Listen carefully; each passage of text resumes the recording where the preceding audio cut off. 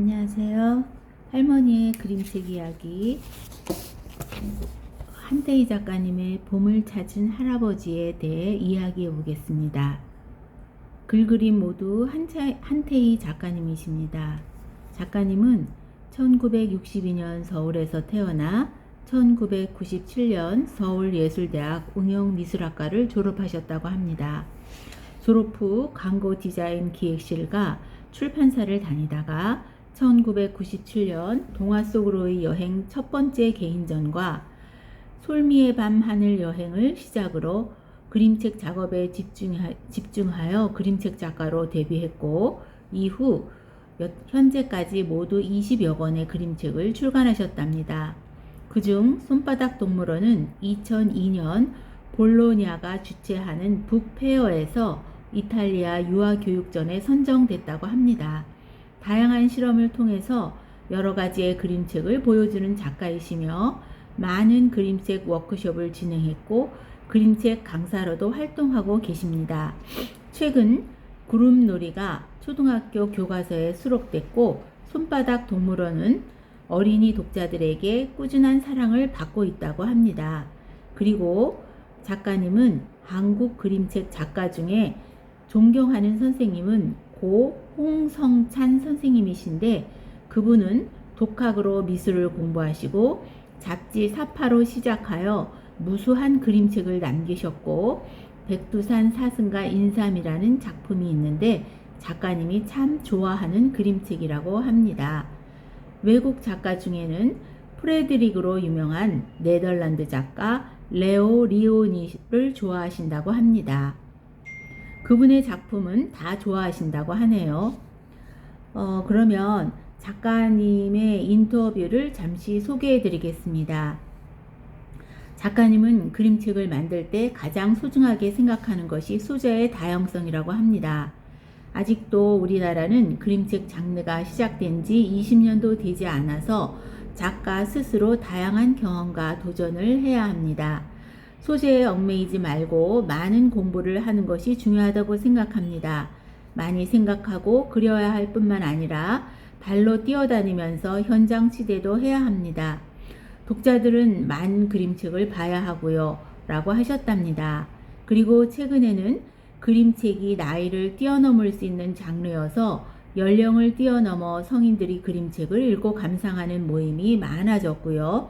아이들에게 읽어줄 때는 아이가 자기만의 느낌으로 해석할 수 있게 너무 많이 알려주려고 하는 접근법은 좋지 않습니다.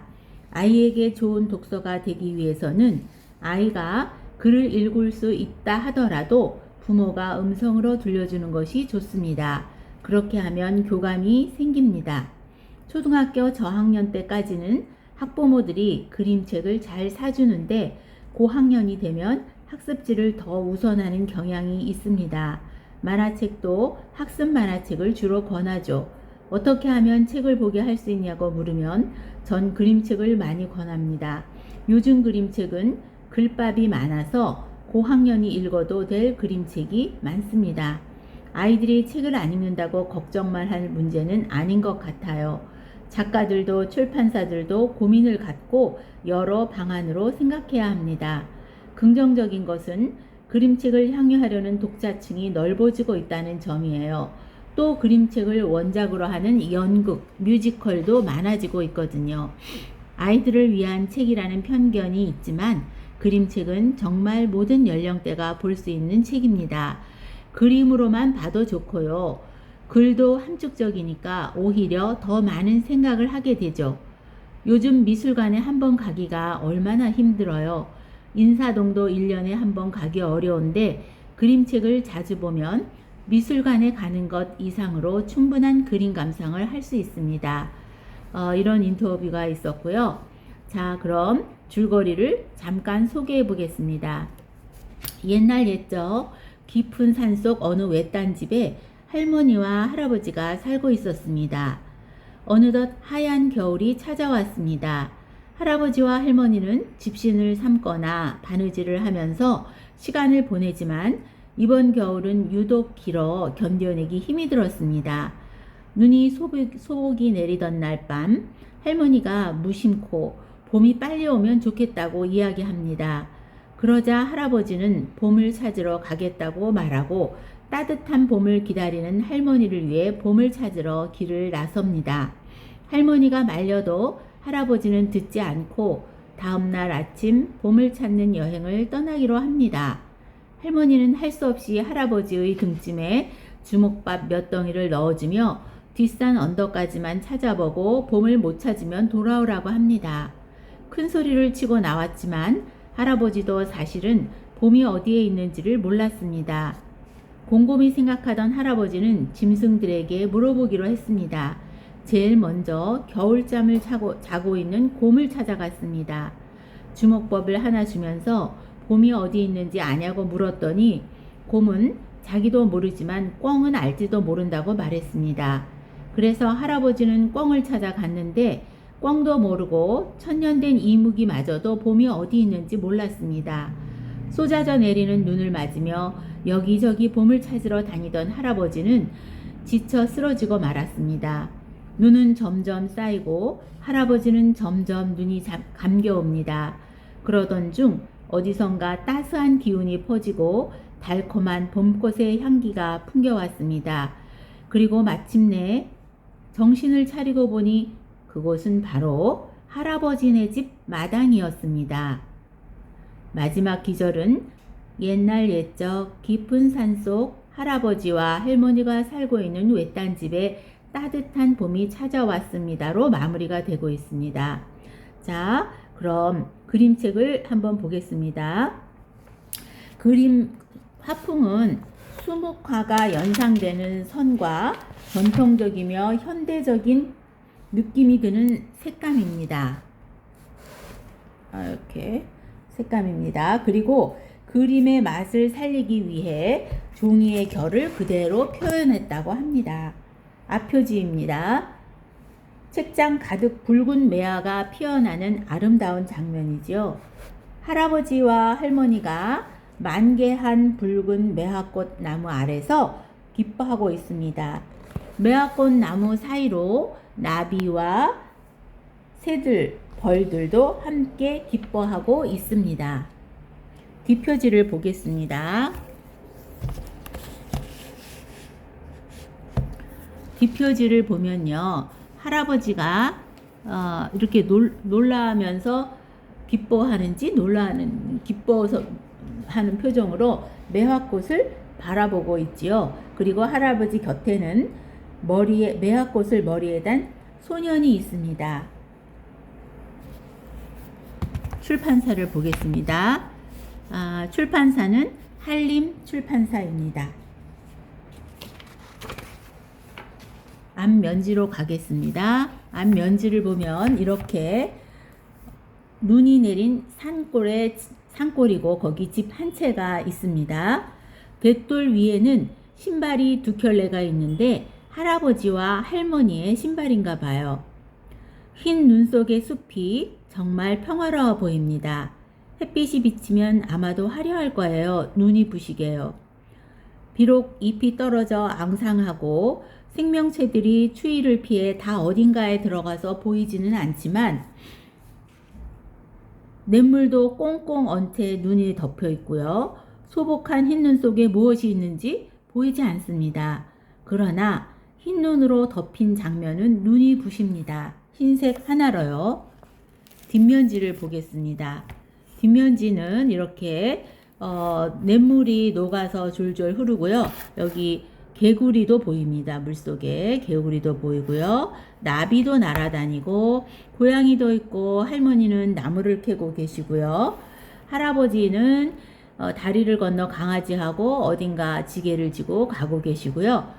그리고 꽃들이 되게 만개했습니다. 여러 가지 색들의 꽃이 피고요. 여기 꿩 가족이 산책을 하나 봐요. 애기 꿩도 있습니다. 저 산속에도 동물이 하나 보이고요. 멀리에. 자, 이렇게 화려한 풍경입니다. 아까 겨울과는 또 다른 아름다움이죠. 정말 아름답습니다. 덮였던 눈이 녹자 그 안에 있는 풍경이 드러나면서 자기 색을 뽐내요. 노란색, 분홍색, 초록색, 우아할 정도인데요. 모두 따뜻한 봄이 와서 기쁜가 봐요. 자, 이제 제목 화면으로 가보겠습니다. 제목 화면으로 가면요. 여기 제목 화면에는요. 봄을 찾는 할아버지 써 있고요. 매화꽃이 아주 아름답습니다. 여기 출판사 나와 있고요. 자, 이제 첫 장면을 한번 볼까요? 할머니하고 할아버지가 이렇게, 할아버지 표정은 별로 안 좋으셔요. 여기 옥수수 말리는 게 걸려 있고요. 신발이 있고, 강아지는 여기서 추운 겨울이니까 뭐 푸근한 걸 깔고 자고 있어요. 자, 이게 나뭇가지가 앙상하고 눈이 신눈이 쌓여 있습니다. 읽어보겠습니다. 옛날 옛적 깊은 산속 어느 외딴 집에 할아버지와 할머니가 살고 있었습니다. 봄이 가고 여름과 가을이 지나고 어느덧 하얀 겨울이 찾아왔습니다. 자, 여기 보면요. 할머니는 이렇게 나뭇가지를 다듬어서 꽃병에 꽂고 계셔요. 할아버지는 집신을 엮고 계시고요. 벽에는 봄이어서 꽃과 나비가 보이는 예쁜 그림이 걸려 있습니다. 할머니는 열심히 요거 나무를 다듬고 계세요. 할아버지와 할머니는 집신을 삶거나 바느질을 하면서 춥고 긴 겨울을 보냈습니다. 먹을 것이 넉넉해서 걱정이 없었지만 늘 집안에만 있으려니 참으로 지루했어요. 자, 여기 보면요. 어두워서 눈이 오고 있나 봐요. 눈이 오고 어두워서 집 안의 풍경이 이렇게 불빛에 의해서 비치는데, 아까 할머니가 다듬은 나뭇가지가 꽃병에 이렇게 꽂혀 있고요. 할아버지 담뱃대 창문으로 보이고요. 여기는 문인데 할아버지하고 할머니가 이야기를 나누고 계시고요. 할아버지 표정은 보이지 않지만 할머니는 미소 띈 채로 얘기하고 계십니다. 눈이 소복이 내리던 날 밤 할머니가 무심코 얘기했습니다. 올겨울은 유난히 길기도 기네요. 빨리 봄이 와서 환하게 핀 꽃을 볼 수 있으면 좋으련만. 잠시 무슨 생각을 하더니 할아버지가 말했습니다. 내가 봄을 찾아오리다. 할머니가 놀라 물었어요. 아니, 어디 가서 봄을 찾는단 말이에요?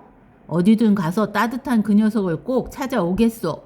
할머니는 할아버지가 그저 농담으로 그러려니 하고는 웃어 넘겼습니다. 다음 날이에요. 할아버지 표정은 집을 떠나는데 이런 표정이고요. 밝은 표정이죠? 할머니는 표정이 걱정 어린 표정입니다. 눈썹도 이렇게 아래로 가고요. 고양이, 강아지도 마중을 하고 있습니다. 다음 날 아침 할아버지가 옷을 단단히 입고 집을 나섰습니다. 정말 봄을 찾으러 가는 거예요? 가만히 기다리면 어련히 올 텐데요. 할머니가 말렸지만 할아버지는 고집을 부렸습니다. 할머니는 할 수 없이 할아버지의 등짐에 주먹밥 몇 덩이를 넣어주며 말했습니다. 그럼 뒷산 언덕까지만 찾아보고 없으면 돌아오세요. 두 분이 의견이 다르지만 서로의 의견을 존중해서 각자 할머니는 집에, 할아버지는 길을 떠나기로 했습니다. 부부 사이에 굳이 의견이 똑같아야 되는 건 아니죠. 서로 존중을 해줄 수 있고 대화로 통일할 수 있으면 좋고, 아니면 이렇게 존중해주면 좋은 것 같아요. 자, 할아버지가 길을 떠났는데 나무 밑에 이렇게 뱀이 또아리를 틀고 쉬고 있습니다. 겨울이어서 추우니까 추위를 피해서 쉬고 있고요. 여기 개구리도 이 연못 얼음 밑에서 이렇게 자고 있어요. 할아버지가 이걸 보고 있습니다. 큰 소리를 텅텅 치고 나왔지만 막상 봄을 어디서 찾을지는 할아버지도 몰랐습니다. 이곳저곳 헤매던 할아버지는 봄이 오면 제일 먼저 냇물이 졸졸 소리내며 흐르지 하는 생각이 들어 게을러 내려가 보았어요. 하지만 거기엔 얼음만 하얗게 얼어붙어 있었어요.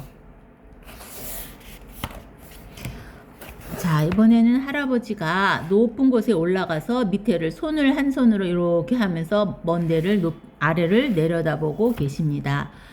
그렇지만 하얀 세상뿐이지요. 높은 곳에 가면 봄이 어디쯤 왔나 보일지도 몰라. 할아버지는 뒷산 언덕을 지나 봉우리까지 올라갔습니다. 여기저기 둘러보아도 온통 하얀 세상뿐이었습니다. 할아버지는 그제야 슬며시 후회가 되었어요. 하지만 이렇게 그냥 돌아가기는 싫었습니다. 그때 갑자기 좋은 생각이 떠올랐어요. 그래, 이런 일이라면 짐승들이 더 잘 알지도 모르지. 자, 이게 누굴까요? 곰입니다. 곰이 동굴에서 겨울잠을 자고 있었는데 할아버지가 동굴로 이렇게 입구에 서 계십니다. 곰한테 가고 있어요. 자, 곰이 여기 있죠? 할아버지는 먼저 커다란 곰을 찾아갔습니다. 곰은 어두운 동굴 속에서 콜콜 잠을 자고 있었어요. 할아버지가 조심스럽게 곰을 깨웠습니다. 곰아, 착한 곰아, 주먹밥 하나 줄 테니 봄이 어디 있는지 알면 가르쳐다구. 곰이 살짝 눈을 뜨더니 주먹밥을 꿀꺽 삼켰어요. 그리고 이렇게 말했습니다. 나도 빨리 봄이 왔으면 좋겠어요. 밖에 나가서 뛰어놀게요. 하지만 봄이 어디 있는지는 모르겠어요. 눈이 밝은 날짐승이라면 혹시 알 수도 있겠지요? 할아버지는 이제 날짐승을 찾아갔습니다. 꿩한테 왔지요. 할아버지는 바람이 부는 들로 나갔습니다. 마른 갈대밭 사이로 꿩이 웅크리고 있었습니다. 꿩아, 예쁜 꿩아, 주먹밥 하나 줄 테니 봄이 어디 있는지 알면 가르쳐다구. 할아버지가 주신 주먹밥을 맛있게 먹고 꿩이 말했습니다. 나도 봄이 어디 있는지는 몰라요. 강물에 사는 이무기라면 알지도 모르지요. 이무기는 아주 오래 살았으니까요. 이무기는 전설의 동물이죠. 자, 용이 되지 못한 전설의 동물, 여기 이무기가 있습니다. 할아버지가 이렇게 눈을 맞으면서 이무기한테 가서 말을 시키고 있어요. 할아버지는 걷고 또 걸어서 강에 이르렀어요. 꽁꽁 얼어붙은 강의로 눈이 펑펑 쏟아지고 있었습니다. 할아버지가 큰 소리로 이무기를 불렀습니다. 이무기야, 지혜로운 이무기야. 주먹밥 하나 줄 테니 봄이 어디 있는지 알면 가르쳐다구. 몇 번을 부르자 강바닥 밑에서 소리가 들려왔어요. 할아버지, 전년을 살았어도 봄이 어디 있는지는 몰라요. 빨리 봄이 와서 얼음이 녹아야 나도 용이 되어 하늘로 올라갈 텐데 말이에요. 이무기도 모른답니다. 할아버지 이제 지치셨어요. 이렇게 넘어져 있는데 엎드려 있는데 추워서, 근데 꽃잎이 날아다니고 색깔도 꽃 화려한 색으로 이렇게 그려져 있어요. 쏟아져 내리는 눈 때문에 할아버지는 지쳐 쓰러지고 말았습니다. 따뜻한 봄을 집으로 가져갈 수만 있다면 참 좋을 텐데. 할아버지의 눈이 감겨왔습니다. 얼마나 시간이 지났을까요? 꿈결인 듯 어디선가 달콤한 향기가 풍겨왔습니다. 이건 꽃향기야. 꽃 같죠? 색깔도. 자, 이제 색깔이 봄 색깔로 이렇게 되고요. 매화꽃을 머리에 단 소년이 서 있습니다. 할아버지는 그 소년을 이렇게 쳐다보고 있습니다. 할아버지가 눈을 번쩍 떴습니다. 눈앞에 뺨이 발그레한 아이가 서 있었어요. 꽃향기는 바로 그 아이에게서 풍겨나오고 있었습니다. 넌 누구니? 아이는 말없이 생글생글 웃기만 했습니다. 이렇게 추운 데 있다간 큰일 난단다. 내가 너 사는 곳으로 데려다 주마.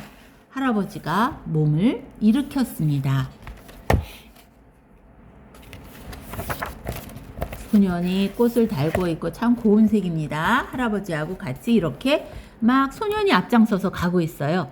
그러자 아이가 다가와 할아버지의 손을 잡았습니다. 작고 여린 손이 할아버지의 거친 손 안으로 쏙 들어오자 몸속에서 기운이 솟아나는 것 같았어요. 손을 잡은 채 아이는 뛰듯이 날듯이 앞서갔습니다.